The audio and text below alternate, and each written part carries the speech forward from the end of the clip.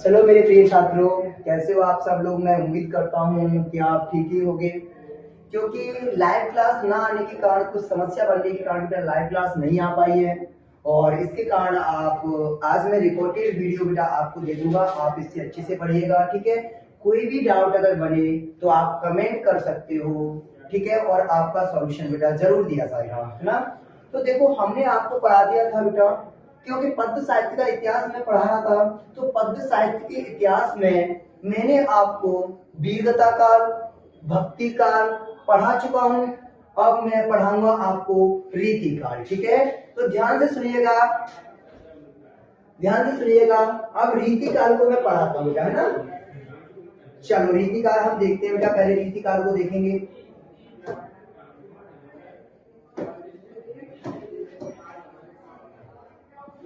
चलो देखो बेटा, मैंने आपको पढ़ा रहा हूँ बेटा रीति काल। कौन सा काल पढ़ा रहा हूँ? रीति काल बेटा, ठीक है। तो पहले सबसे पहले आपका क्वेश्चन बनता है इसमें, रीति काल की कोई दो विशेषताएं लिखो। क्वेश्चन ऐसे आता है बेटा कि रीति काल की कोई दो विशेषताएं लिखो। तो बेटा देखो, सबसे पहले आप हेडिंग बना लो, रीति काल की विशेषताएं, ठीक है। रीति काल की विशेषताएं,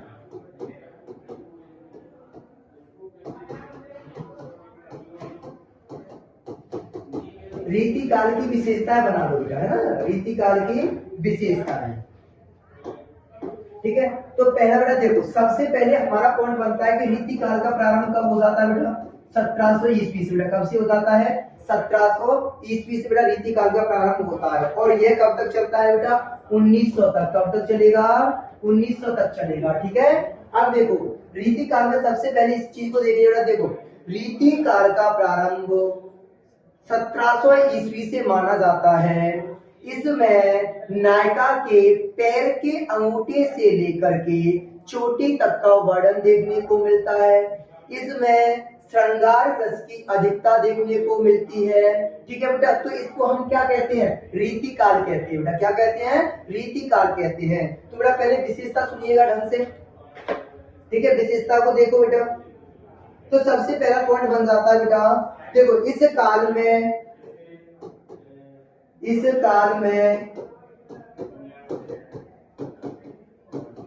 नायिका के पैर के अंगूठे से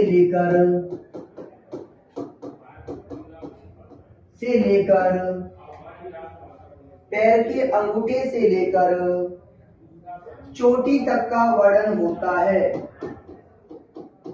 चोटी तक का वर्णन होता है, ठीक है। दूसरे हम विशेषता लिख सकते हैं, इस काल में श्रृंगार रस की अधिकता देखने को मिलती है,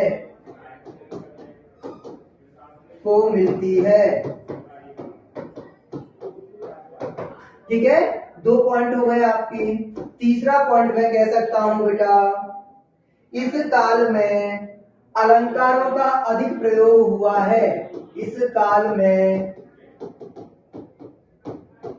अलंकारों का अधिक प्रयोग हुआ है, ठीक है। और तीसरा पॉइंट, चौथा पॉइंट कह सकता हूं बेटा हमें कि इस काल में ज्योतिषी ज्ञान, इस काल में ज्योतिष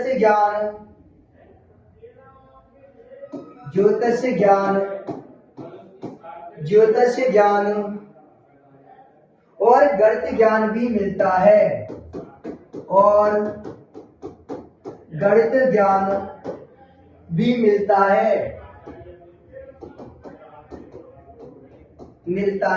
ठीक है। तो देखो, सबसे पहले हमारे लिए पॉइंट इतना अच्छे से हुआ क्योंकि देखो रीति काल की आपसे दो विशेषताएं पूछी जाए। क्या पूछी जाए बेटा? रीति काल की दो विशेषताएं पूछी जाए, तो क्या आप बता पाओगे? ठीक है। तो देखो, हमारे प्रधानता बेटा पहले यह है कि इस काल में ना नायिका के पैर के अंगूठे से लेकर के, मतलब पैर की अंगूठा कह दूं या नाखून से लेकर के बेटा और चोटी तक का वर्णन होता है, क्योंकि पूरा पूरा सौंदर्य दिखाया जाता है इसमें। ठीक है। दूसरा पॉइंट कह सकता हूँ बेटा मैं, इस काल में श्रृंगार रस की अधिकता है बेटा। आपसे पूछा जाता है इस काल में श्रृंगार रस की अधिकता है, इस काल में श्रृंगार रस की अधिकता है, ठीक है बेटा। और इस काल में हमें अधिक अलंकारों का प्रयोग देखने को मिला है। क्या मिला है?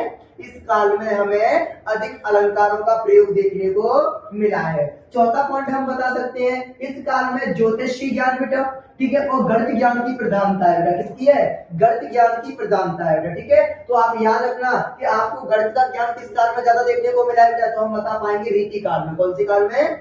रीति काल में, ठीक है। और अलंकार देखो बेटा, अलंकृत काल किसे कहा जाता है, तो आप बता पाओगे, क्यों बेटा? जिसमें अलंकारों का प्रयोग हुआ है उसी को हम क्या कहेंगे? अलंकृत काल कहेंगे। तो ठीक है, रीति काल को बेटा क्या कहते हैं? अलंकृत काल भी कहते हैं, ठीक है। अब देखो इसको ना बेटा, रीति काल को कितने भागों में बांटा गया है?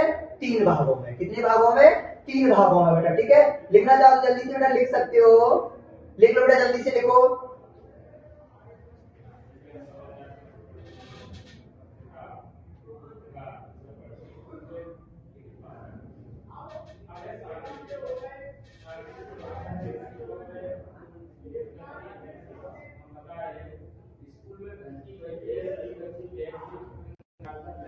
ठीक है, चलो लिख गया बेटा। चलो देखते हैं हम, है ना, लिख गया बेटा। दूसरे में पॉइंट पर देख लेते हैं हम। अब देखो बेटा, फिर आपके लिए क्वेश्चन आता है कि रीति काल को कितने भागों में बांटा गया है? कौन सी काल को? रीति काल को।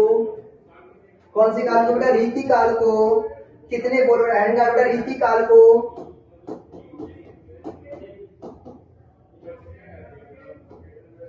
रीति काल को 3 भागों में बांटा गया है, बांटा गया है। ये स्टार बना के लिख लो बेटा कि रीति काल को कितने भागों में बांटा गया है बेटा? 3 भागों में बांटा गया है। रीति काल को कितने भागों में बांटा गया है? 3 भागों में बांटा गया है। नंबर 1 लिखो बेटा, नंबर 1 रीतिबद्ध बेटा। कौन से में? रीतिबद्ध, ठीक है। पहले बेटा कौन सा हो गया? रीतिबद्ध हो गया। और दूसरे में आप लिखो बेटा रीति मुक्त हो गया बेटा। दूसरे में कौन सा हो गया? रीति मुक्त हो गया, रीति मुक्त हो गया बेटा, ठीक है। और चौथे में आप लिखो बेटा रीति सिद्ध हो गया। कौन सा हो गया? रीति सिद्ध हो गया, रीति सिद्ध हो गया बेटा। एक तीसरा पॉइंट बेटा, तो याद रखना बेटा कि देखो रीति काल को कितने भागों में बांटा गया है? 3 भागों में। रीति काल को कितने भागों में बांटा गया है? 3 भागों में। नंबर 1 रीतिबद्ध बेटा, नंबर 2 रीति काल, और वो रीति मुक्त बेटा, और तीसरा आ गया अपना रीति सिद्ध, ठीक है। बताओ आया यहाँ तक समझ में बेटा? मैं आशा करता हूँ कि आप लोग बेटा अच्छे से समझ पाओगे। तो बेटा देखो 12th क्लास वालों के लिए यह क्वेश्चन बेटा 2025 में पूछ लिया गया है, ठीक है। 10th क्लास वाले थोड़ा ज्यादा ध्यान दें इस क्वेश्चन पर, और बेटा 12th वाले इस ओटी पर ध्यान दे ज्यादातर, है ना। 12th वाले बेटा ओटी पर ध्यान दें। तो ठीक है, रीति काल को कितने भागों में बांटा गया है बेटा? 3 भागों में बांटा गया है। एक बांटा गया है रीतिबद्ध, दूसरा रीति मुक्त, और तीसरा बेटा रीति सिद्ध, ठीक है। चलो नोट कर लो जल्दी से।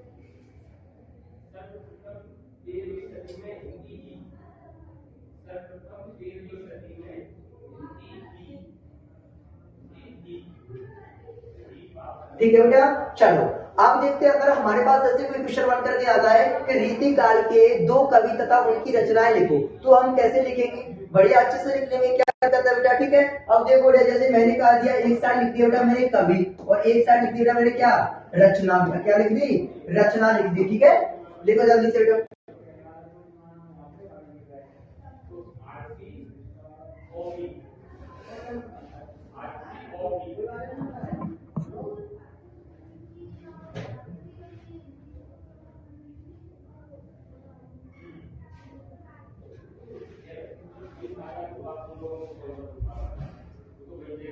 चलो बेटा देखिएगा, अब जैसे मैंने कहा बेटा देखो कवि जैसे बिहारी है बेटा। कौन है? बिहारी है, ठीक है। तो बेटा देखो बिहारी की बेटा सतसई की, देखो बेटा बिहारी की क्या, देखो बिहारी की दो बेटा क्या है? सतसई है बेटा, ठीक है। सतसई बेटा, जैसे हम लिख सकते हैं बेटा इसमें कवि जैसे बिहारी हो गए कवि बेटा। कौन हो गए? बिहारी हो गए अपने कवि बेटा, ठीक है। और बिहारी की बेटा जैसे आप आगे रचना लिख सकते हो सतसई रचना बेटा। कौन सी है? सतसई रचना है बेटा। क्या है? सतसई, ठीक है। सत्य सही रचना होगी बेटा। अब देखो दूसरे नंबर पे आप दूसरा भी क्वेश्चन लिख सकते हो बेटा, दूसरा भी नाम लिख सकते हो, क्योंकि रीतिकाल के बेटा ये कवि तो नहीं रहे हैं, क्योंकि काफी कवि रहे हैं। ठीक है, अब देखो बेटा केशव दास बेटा, रामचंद्र का, केशव दास की कौन सी हो जाएगी बेटा, केशव दास की हो जाएगी आपकी रामचंद्र का, रामचंद्र का। ठीक है बेटा, रामचंद्र का बेटा कौन सी हो जाएगी, रामचंद्र का, चंद्र का, रामचंद्र का। और बेटा तीसरे नंबर पे आप एक और कवि लिख लीजिए बेटा कि धनानंद बेटा, कौन, धनानंद, धनानंद की बेटा लिख लो बेटा, धनानंद की थी बेटा सुजान सागर, प्रेम का पीर, सुजान सागर कौन सी है बेटा, सुजान सागर। ठीक है, सुजान सागर क्या किसकी रचना है बेटा, सुजान सागर इन्हीं का है। और ये प्रेम का पीर है बेटा, किसका पीर है बेटा, प्रेम का पीर है, किसका है, प्रेम का पीर, मतलब प्रेम के ऊपर ज्यादा बढ़ हुआ बेटा, प्रेम का पीर है। ठीक है, आपको जब सुजान सागर को याद रखो, किसको याद रखोगे बेटा, सुजान सागर किसकी रचना है बेटा, धनानंद की रचना है, किसकी है, धनानंद की रचना है। ठीक है, बताओ बेटा ये हो पाएगा, क्या कर पाओगे आप इसे। ठीक है, चलो एक बार जल्दी से पढ़ लेते हैं हम।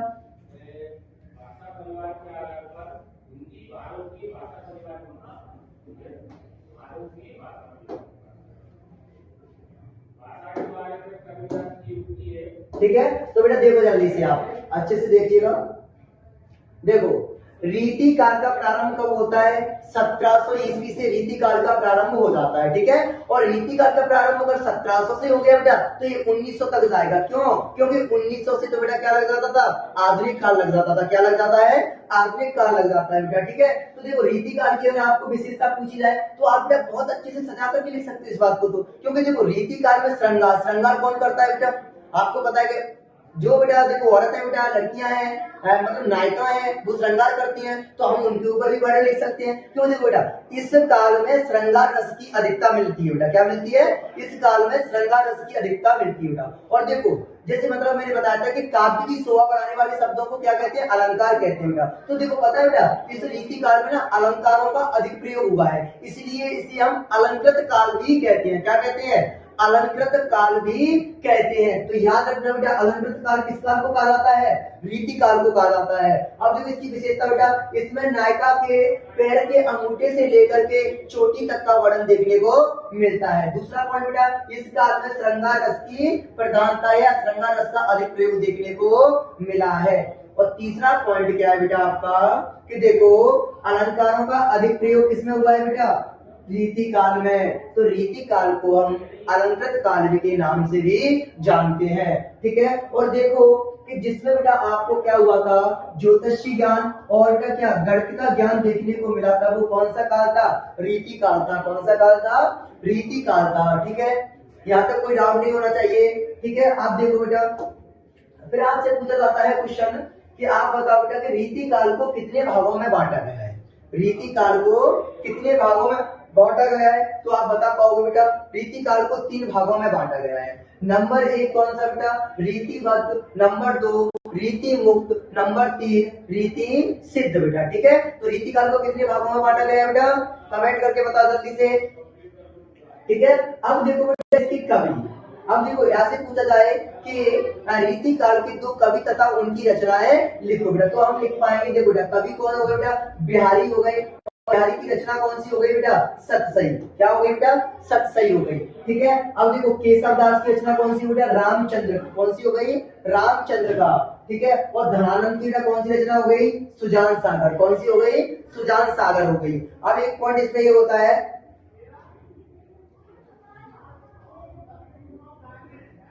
अब देखो सतसई में बेटा पता है 719 दोहे हैं बेटा, कितने हैं, 719 दोहे हैं बेटा, कितने हैं, दोहे हैं बेटा। आप बस याद करने की थोड़ा सा है कि सतसई में कितने दोहे लिखे गए हैं, तो 719 दोहे लिखे गए हैं बेटा। और इसमें श्रृंगार रस का सम्राट बहुमुखी प्रतिभा के कवि है बेटा, मतलब श्रृंगार रस के मैं कह सकता हूँ सम्राट और बहुमुखी श्रेष्ठतम कवि किसे कहा गया है, तो बिहारी सतसई को, बिहारी जी को कहा गया है। लेकिन आपको इतने याद करने की कोई आवश्यकता नहीं है, बस हमारा टारगेट मुख्य बेटा यहाँ पर है। ठीक है, अब मैं ऐसा करता हूँ बेटा आपको सबको अच्छे से समझ में आया हो तो कमेंट जरूर करना, क्योंकि लाइव क्लास ना होने के कारण बेटा आज आपको रिकॉर्डेड क्लास मिली है। धन्यवाद। कोई समस्या हो कमेंट करो, और बेटा कोई भी समस्या बनती है तो आप इस नंबर पे कॉल कर सकते हो। 985 बेटा 9301044985 कॉल करना बेटा। धन्यवाद।